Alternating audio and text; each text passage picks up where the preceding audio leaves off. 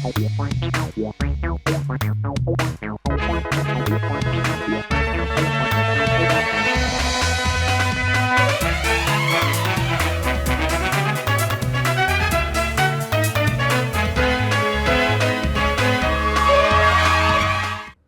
मैं हूं जयंती झा और आप देख रहे हैं राष्ट्रीय समाचार। पहले एक नजर हेडलाइंस पर। पीएम मोदी से अधीर रंजन चौधरी की अहम मुलाकात। बंगाल चुनाव से पहले दिल्ली में सियासी हलचल तेज। पीएम आवास पर कांग्रेस सांसद की बैठक। 31 दिसंबर को लेकर सूरत में हाई अलर्ट जारी। न्यू ईयर से पहले सूरत पुलिस का सघन चेकिंग अभियान जारी। सूरत की सड़कों पर उतरी पुलिस, हर चौराहे पर पहरा। जनवरी से दिल्ली विधानसभा का शीतकालीन सत्र शुरू। 4 दिन तक चलेगा विधानसभा सत्र। सीएजी रिपोर्ट पेश होने की संभावना। आशीष सूद ने कहा, आप झूठ फैलाना बंद करें या माफी मांगे। शिक्षा मंत्री का आम आदमी पार्टी पर तीखा हमला। श्वानों की गिनती के आरोप को बताया झूठा। भाजपा प्रवक्ता नीरज कुमार का आरजेडी पर तीखा हमला। भ्रष्टाचार का बोझ गठबंधन के नुकसानदेह है राजद, ऐसा कहा।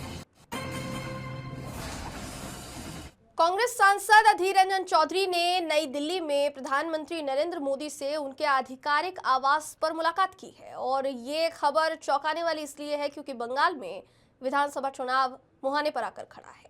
ये बैठक खास अहमियत रखती है क्योंकि बंगाल में विधानसभा चुनाव अगले साल मार्च अप्रैल में होने को है। मीडिया रिपोर्ट्स की माने तो इस मुलाकात में कई मुद्दों पर चर्चा हुई। इसमें बंगाल में मतदाता सूची की विशेष गहन समीक्षा यानी एसआईआर को लेकर चिंता जाहिर की गई है। इसके अलावा कई राज्यों में बंगाली भाषी लोगों के खिलाफ हिंसा की अलग अलग घटनाओं पर भी बातचीत की गई है। इस मुलाकात के बाद कई तरह के सवाल जो है खड़े किए जा रहे हैं, मगर इस मुलाकात के बाद अधीर रंजन चौधरी ने मीडिया से बातचीत में क्या कुछ कहा है आपको सुनाते हैं, सुनिए। करने गए थे इसलिए मुलाकात हुई। मैंने पहले अपॉइंटमेंट मांगे थे और अपॉइंटमेंट के मुताबिक मैं मुलाकात की है। और मुलाकात करने की वजह यह है कि हमारे बंगाल के प्रवासी मजदूरों सारे हिंदुस्तान में फैले हुए हैं और हिंदुस्तान की बहुत सारे सूबे हैं जहां उन लोगों पे काफी अत्याचार हो रहे हैं, अमानविक तरीके से उनसे बर्ताव किया जा रहे हैं।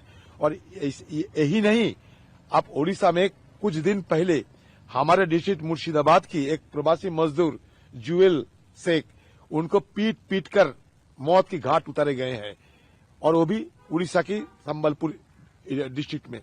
तो मैंने पत्र लिखकर और सारे ये जो घटना घट रही है बंगाल के प्रवासी मजदूरों के साथ, इन सारे ब्यौरा उनको सौंपे हैं और कहा कि बीजेपी रूल स्टेट में, आप ये पढ़ लीजिएगा, बीजेपी रूल स्टेट में ये प्रवासी मजदूरों को इस तरह की बेरहमी से अत्याचार किए जा रहे हैं। आप इसको रोकथाम करने के लिए कुछ कीजिए क्योंकि आप देश के प्रधानमंत्री हैं। सर, लेकिन बड़ी बात यह है सर कि आपको प्रधानमंत्री से तक की बात पहुंचाने की जरूरत क्यों पड़ी? कई सूबे के मुख्यमंत्री हैं, उनसे आप लोग पूछ सकते थे। देखिए, सूबे के मुख्यमंत्री तो मतलब सूबे में ही ये बात उठाते हैं, बाहर में कुछ कहीं करते ये पता नहीं। क्योंकि कुछ दिन पहले सदन भी चल रहे थे, आप देखे होंगे, लगभग 1 महीना तक सदन भी चले थे। उस समय भी ये प्रवासी मजदूरों के बारे में ज्यादा कुछ तो नहीं बोला गया है।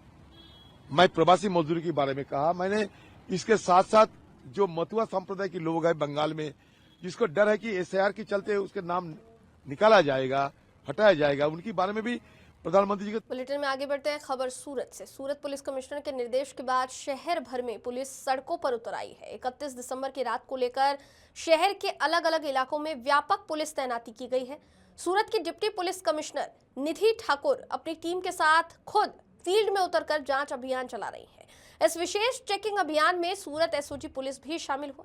शकमंद लोगों की पहचान के लिए ब्रेथ एनालाइजर का इस्तेमाल किया जा रहा है, जबकि नशे और ड्रग्स के सेवन की जांच के लिए मोबाइल फॉरेंसिक वैन भी तैनात की गई है। पुलिस का उद्देश्य है कि लोग 31 दिसंबर का जश्न शांतिपूर्वक और सुरक्षित तरीके से मना सकें। चेकिंग के नियमों का उल्लंघन करने वालों के खिलाफ कानूनी कार्यवाही की जाएगी। नशे में वाहन चलाने या सार्वजनिक व्यवस्था में बाधा डालने वालों पर सख्त कार्यवाही के निर्देश दिए गए हैं। ये सघन जांच अभियान सूरत शहर के मुख्य स्थानों और चौराहों पर चलाया जा रहा है। हालांकि यह अभियान नियमित रूप से no drugs in Surat city के तहत किया जाता है, लेकिन 31 दिसंबर को देखते हुए इसे और ज्यादा सख्त कर दिया गया। इस पूरे मामले पर निधि ठाकुर, जो कि सूरत पुलिस उपायुक्त हैं, उनकी तरफ से बयान दिया गया है। क्या कुछ कहा गया, सुनिए। सूरत सिटी के माननीय सीपी श्री अनुपम सिंह गहलोत सर की सूचना मुजब यहाँ वाई जंक्शन पर लोकल पुलिस और एसओजी की टीमें व्हीकल चेकिंग न्यू ईयर के अनुसंधान में कर रही है, जिसके अनुसार हम ये इंश्योर करना चाह रहे हैं कि न्यू ईयर का सेलिब्रेशन एक सुरक्षित और शांतिपूर्ण तरीके से हो सके, जिसमें कि लोग सभी अच्छे तरीके से एंजॉय कर सके। और यहाँ पर हम अभी ब्रेथ एनालाइज़र लेकर के रखे हैं और साथ ही साथ 3 फोरेंसिक मोबाइल वैन्स भी हैं, जिसमें कि ANTF के द्वारा दिए गए NDPS टेस्टिंग किट्स हाजिर हैं और इन सब की मदद से हम व्हीकुलर चेकिंग कर रहे हैं। और हम ये इंश्योर करना चाहते हैं कि किसी भी तरह की कोई परेशानी न्यू ईयर सेलिब्रेशन के दौरान ना हो, जिसमें कि कोई जो सेलिब्रेट करना चाह रहे हैं उनके खुद के जान को या स्वास्थ्य को कोई जोखम ना हो, किसी महिलाओं को किसी तरह का असुरक्षा महसूस ना हो और सब कुछ अच्छे से हो जाए। और इसमें जो भी कोई नियम को भंग करने की कोशिश करेगा, किसी तरह का नशा करके ड्राइविंग कर रहे हो या किसी तरह की हुल्लड़बाजी कर रहे हो, तो बिल्कुल भी बर्दाश्त नहीं की जाएगी और सख्त कार्रवाई की जाएगी। वाई जंक्शन के अलावा सूरत में जो भी मेजर हैंग आउट स्पॉट्स हैं और क्रॉस रोड्स हैं, वहाँ पर सब जगह पर टीमें बना करके चेकिंग पिछले कुछ टाइम से जारी ही है, जो कि अभी न्यू ईयर जैसे पास आ रहा है तो उसको बढ़ा दिया गया है। 31 को लेकर ही है, फिर उसके बाद भी इस तरह की चेकिंग। बिल्कुल, ये no drugs in Surat city अभियान के अंतर्गत लगातार ही सूरत सिटी में हर जगह पर चेकिंग चालू ही है और हम ये कंटिन्यूअस लगातार चालू रखेंगे ताकि इस तरह की किसी भी प्रवृत्ति को डिस्करेज किया जाए। खबर राजधानी दिल्ली से 5 जनवरी से दिल्ली विधानसभा का शीतकालीन सत्र शुरू होने जा रहा है। 4 दिन तक ये सत्र चलेगा। दिल्ली विधानसभा के सत्र से जुड़ी खबर यह है कि CAG की रिपोर्ट पेश किए जाने की इसमें संभावना जताई जा रही है। साथ ही शीश महल का मुद्दा जो दिल्ली विधानसभा चुनाव में उफान पर आया, बीजेपी ने आम आदमी पार्टी पर हमला किया इस मुद्दे को लेकर, साथ ही अभी भी लगातार इस मुद्दे पर बहस जो है वो जारी रहती है। ये मुद्दा भी दिल्ली विधानसभा सत्र में उठाया जा सकता है। जानकारी ये भी है कि दिल्ली जल बोर्ड घोटाले पर CAG रिपोर्ट पर भी हंगामा जो है वो देखा जा सकता है। और क्या क्या हो सकता है इस सत्र में, इस पर ज्यादा जानकारी के लिए हमारे साथ दिल्ली से जुड़ रहे हैं हमारे संवाददाता दीपक कुशवाहा, उनसे ज्यादा जानकारी लेंगे। दीपक, क्या जानकारी है? क्योंकि देखिए कई मुद्दे हैं। विधानसभा सत्र की शुरुआत से पहले प्रदूषण का भी एक बड़ा मुद्दा है जिसको लेकर सरकार पर हमलावर रह सकती है आम आदमी पार्टी। इसके अलावा भी कई ऐसे मुद्दे हैं। CAG की रिपोर्ट पेश किए जाने की बात हो रही है, क्या जानकारी मिल रही है दीपक?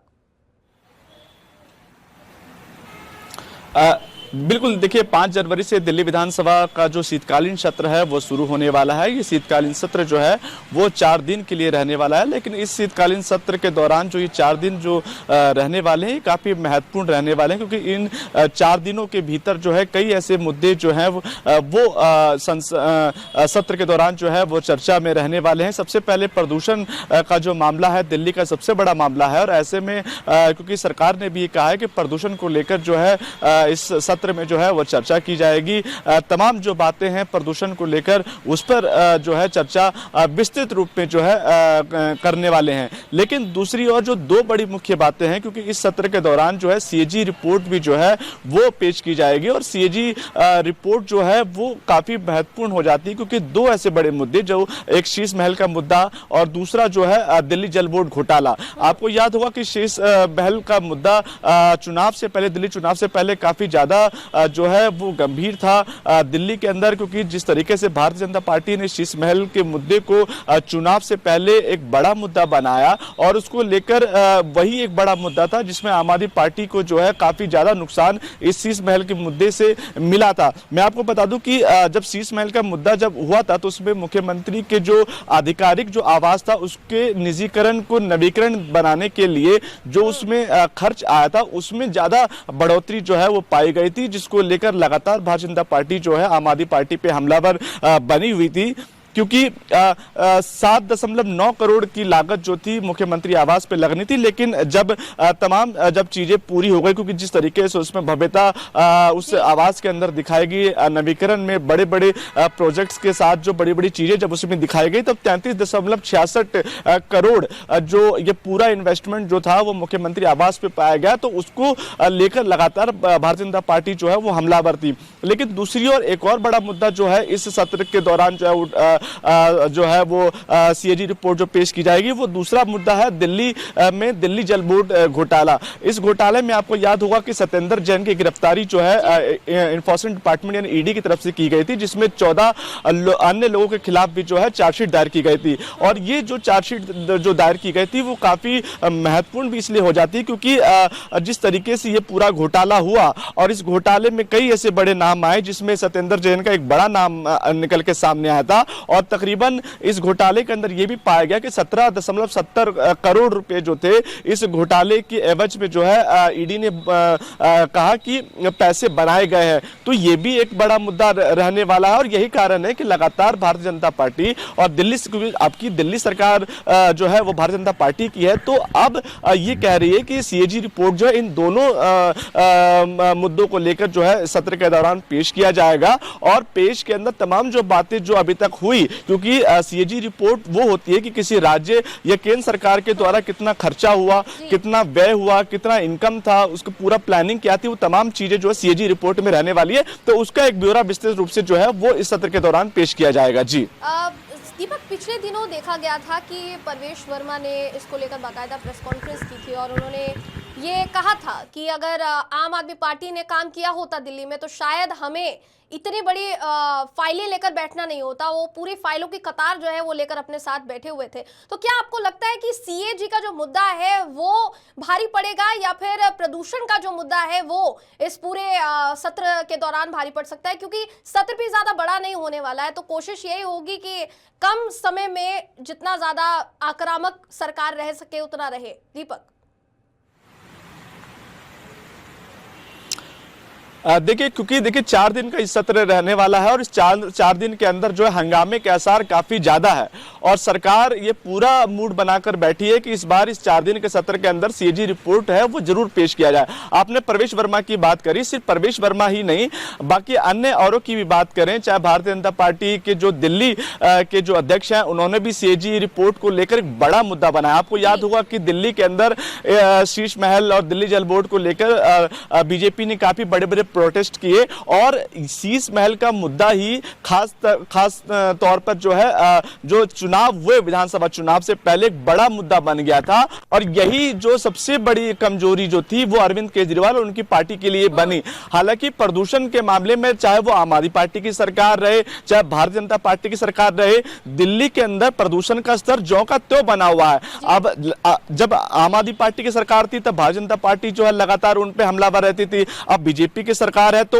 आम आदमी पार्टी लगातार ट्वीट के माध्यम से और अन्य जो बयानों के माध्यम से भारी होने की कोशिश कर रही है। लेकिन प्रदूषण का मामला तो एक मामला है ही जिस पर लगातार इस सत्र के दौरान चर्चा होगी। लेकिन जो ये दो बड़े जो मुद्दे मैंने आपको बताए, क्योंकि इसमें ईडी की बहुत बड़ी जो ईडी का बड़ा एक मामला है, क्योंकि ईडी ने जिस तरीके से इस पे गिरफ्तारियां की, चार्जशीट दायर की गई, उसमें सत्येंद्र जैन, क्योंकि अरविंद केजरीवाल के बहुत बड़े नेता जो थे सत्येंद्र जैन, उनको जेल भी रहना पड़ा। तो ये जो तमाम जो चीजें आपके सामने जब आती है तो सरकार यही सोच रही है कि सीएजी रिपोर्ट के माध्यम से जो है इन बातों को जो है वो जनता के सामने परोसा जाए, रखा जाए और खासतौर पर क्योंकि अगर ये चीजें प्रस्तुत होती है तो निश्चित तौर पर जो है दिल्ली के अंदर आम आदमी पार्टी जो और बैकफुट पे जाएगी और ये प्लस पॉइंट जो है भारतीय जनता पार्टी के लिए रहने वाला है। जी देखिए दीपक, वैसे तो ये जो पूरा मुद्दा है ये गरमाया हुआ ही है कि प्रदूषण को लेकर आम आदमी पार्टी जो है वो निशाना साधेगी। लेकिन जैसा हमारे दर्शक भी जानते हैं और आपने भी इससे पहले जानकारी दी कि 5 जनवरी को कांग्रेस की तरफ से भी मनरेगा के समर्थन में मनरेगा बचाओ रैली जो है वो निकाली जाने वाली है। तो क्या आपको ऐसा लगता है कि ये जो मनरेगा का मुद्दा है कांग्रेस का वो दिल्ली विधानसभा सत्र पर भारी पड़ेगा या कहीं ना कहीं मुद्दा जो है वो छुप जाएगा, ऐसा लगता है क्या? देखिए, क्योंकि देखिए दो चीजें आपने जरूर जिक्र किया है यहाँ पर, क्योंकि मनरेगा बचाओ रैली कांग्रेस जो है 5 जनवरी से शुरू करने वाली है, लेकिन वो दिल्ली से नहीं, वो अलग अन्य राज्यों से, क्योंकि जिस तरीके से जो हमारे पास जो खबरें आई वो मध्य प्रदेश, पंजाब और अन्य राज्यों से शुरू होगी। तो टोटल 4 जो रैलियां हैं वो कांग्रेस करने वाली है और मनरेगा क्योंकि ये एक बड़े स्तर की रैली रहने वाली है जिसमें खासतौर पर मल्लिकार्जुन खड़गे, राहुल गांधी, प्रियंका गांधी, तमाम जो बड़े वरिष्ठ जो नेता हैं वो इस मामले में जो है साथ रहेंगे। लेकिन चूंकि दिल्ली विधानसभा 4 दिन का है तो वो दिल्ली का एक बड़ा मुद्दा रहेगा, वो दिल्ली के लिहाज से जो है वो भी जरूरी है। लेकिन मनरेगा बचाओ रैली जो है उसका एक व्यापक स्तर पे जो एक बड़ा असर पड़ेगा, खासतौर पर उन इलाकों में जहां पर मजदूरों की रोजगार की बात की जाती है, जहां पे गांवों की विकास की बात करी जाती है। तो ये वो मुद्दों पे बड़ा असर पड़ने वाला, और यही बात जब CWC की बैठक में कांग्रेस की जब रही तो सबसे बड़ा पहला मुद्दा मनरेगा बचाओ को लेकर ही रहा कि आखिरकार सरकार मनरेगा का नाम क्यों चेंज करना चाहती है। क्या सच में जो सरकार है वो मजदूरों की भलाई, उनके रोजगार की बात कर रही है? क्या सरकार जो है बिना नाम बदले क्या मजदूरों के लिए काम नहीं करना चाहती थी? और कारण रहा कि जब CWC की बैठक रही तो हमने उसमें देखा कि किस तरह के कांग्रेस के खेमे में आए। एक तरफ जो है मनरेगा के नाम बदलने को लेकर लड़ रही है, तो दूसरी तरफ हमने देखा कि किस तरह से दिग्विजय सिंह ने एक ट्विटर पे अपनी फोटो जो है संगठन और भारतीय जनता पार्टी की एक फोटो उन्होंने ट्वीट करी जिससे बड़ा बवाल मचा। तो आप ये समझ सकते हैं कि कांग्रेस एक तरफ से जो है सरकार को घेरने की कोशिश कर रही है, लेकिन कुछ ऐसे ट्वीट से निकल के सामने आते हैं कांग्रेस नेताओं के जिसमें यह समझ में आता है कि उनके अंदरूनी खेमे में एक बड़ी फूट नजर आती है। हालांकि दिग्विजय सिंह ने उसके बाद अपनी सफाई जरूर दी, लेकिन जो राजनीति की जो है वो कहीं ना कहीं समझ में आ रही है कि आखिर कांग्रेस के अंदर क्या चल रहा है। जी बहुत बहुत धन्यवाद दीपक ज्यादा जानकारी के लिए। तो दिल्ली में विधानसभा सत्र जो है उसकी शुरुआत होने वाली है और उससे पहले ज्यादा जानकारी दे रहे थे हमारे संवाददाता दीपक कुशवाहा। अगली खबर की तरफ रुख करते हैं। खबर राजधानी दिल्ली से। दिल्ली के शिक्षा मंत्री आशीष सूद ने कहा कि आम आदमी पार्टी ने कल दिन भर एक ट्वीट किया और अभियान चलाया कि दिल्ली के शिक्षक अब आवारा श्वानों की गिनती करेंगे। इस प्रकार का झूठ आम आदमी पार्टी लगातार फैला रही है, ये बीजेपी की तरफ से कहा गया है। साथ ही ये भी कहा गया कि इन लोगों की पूरी राजनीति इसी पर टिकी हुई है। आप सबने देखा कल पूरा दिन अपनी हार को आज तक 10 महीने बाद भी न पचाने के कारण अपनी पूरी राजनीतिक जमीन खो चुकने के बाद स्वघोषित बेरोजगार नेता और आम आदमी पार्टी के तथाकथित राष्ट्रीय नेता भी दिल्ली में दुष्प्रचार करते हुए दिल्ली के सामाजिक ताने बाने को खराब करने, दिल्ली में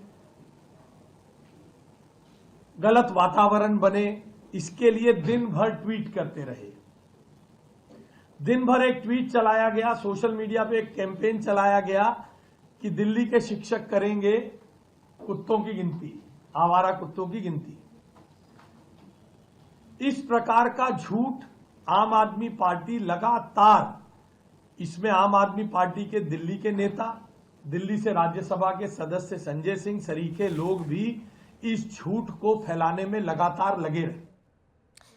खबर बिहार से है। एक मुद्दे को लेकर सियासत तेज हो गई है। भारतीय जनता पार्टी के प्रवक्ता नीरज कुमार ने आरजेडी और कांग्रेस पर तीखा हमला बोला। नीरज कुमार ने कहा कि शुरू से कहते आ रहे हैं कि राजद के पीठ पर भ्रष्टाचार और अपराध का बहुत बड़ा बोझ है, जिसके साथ वो किसी भी गठबंधन का भला नहीं कर सकता। उनका दावा है कि राजद न सिर्फ खुद चुनाव हारती है बल्कि अपने सहयोगी दलों की हार का कारण भी बनती है। अहमद खां के बयान पर कांग्रेस को जरूर से पुनर्विचार करना चाहिए। यह बात हम लोग शुरू से कहते आ रहे थे कि आरजेडी के भ्रष्टाचार का, अपराध का इतना बड़ा बैगेज है, इस बैगेज के साथ किसी गठबंधन का कोई भला हो नहीं सकता। और आज कांग्रेस इस बात को स्वीकार कर रही है, जो बात हम लोग पहले से कह रहे थे।